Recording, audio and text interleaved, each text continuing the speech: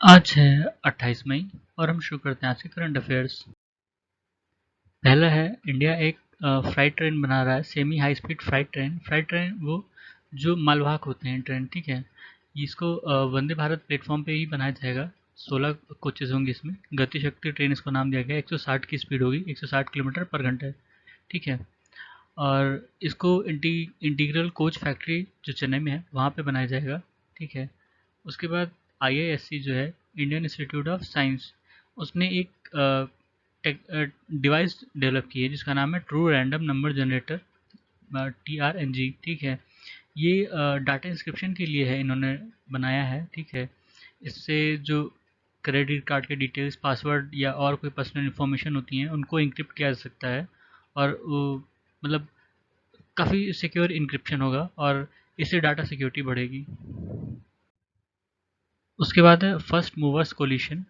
इसको यूएस के president Joe Biden और वर्ल्ड इकोनॉमिक फोरम ने लास्ट ईयर जो COP26 हुआ था ग्लासगो में, वहाँ पे लॉन्च किया था, ठीक है। इसको इंडिया ने भी ज्वाइन किया है।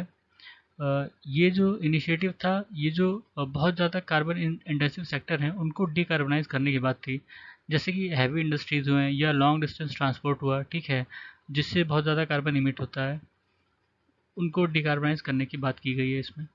उसके बाद इंडिया और यूएई ने एक फ्रेमवर्क पे साइन किया है, मतलब मेमोरेंडम ऑफ अंडरस्टैंडिंग साइन किया है एक फ्रेमवर्क के लिए, जिसके ज़रिए वो क्लाइमेट एक्शन में के क्षेत्र में कोऑपरेट करेंगे एक दूसरे से।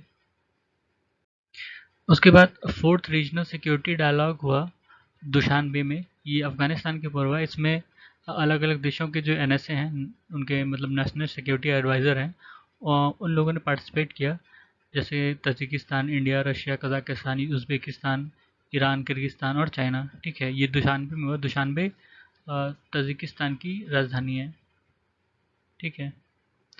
उसके बाद national facility for gene function in health and disease, ये पुणे में खुला, ठीक है।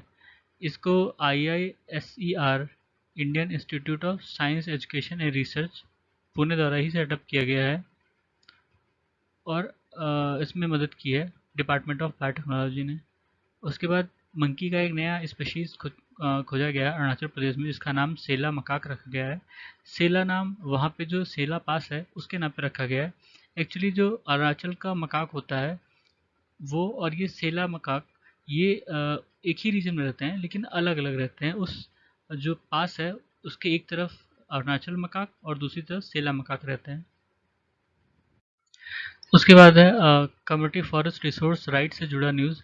छत्तीसगढ़ गवर्नमेंट दूसरी ऐसी गवर्नमेंट बनी है, या छत्तीसगढ़ दूसरा ऐसा स्टेट बना है जिसने ट्राइबल्स की, या यूँ कह लिए कि जंगल में जो लोग रहते हैं उनके जो राइट्स हैं वहाँ के रिसोर्सेज पे, उसको मान्यता दी है। इससे पहले सिर्फ सिमलीपाल जो उड़ीसा में है, यानी उड़ीसा गवर्नमेंट ने दी थी सिमलीपाल जो वहाँ का नेशनल पार्क है उसमें रहने वालों की, ठीक है।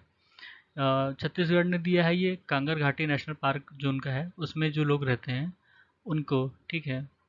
उसके बाद थर्ड ग्लोबल ऑर्गेनिक एक्सपो, ये नई दिल्ली में हुआ। इसकी थीम थी प्रॉफिटेबिलिटी फॉर ह्यूमैनिटी। उसके बाद एक इंडियन बिजनेस पोर्टल खुला है इंडियन एक्सपोर्टर और फॉरेन बायर्स को एक प्लेटफॉर्म देने के लिए। इसको ministry of commerce and industry ने लॉन्च किया है। उसके बाद लवलीना बॉर्गेन जो इंडिया की बॉक्सर हैं, वो जो इंटरनेशनल बॉक्सिंग एसोसिएशन है उसकी जो कमेटी है उसकी चेयरमैन बनी है, ठीक है। तो ये थे आज के हमारे करंट अफेयर्स। सुनने के लिए धन्यवाद।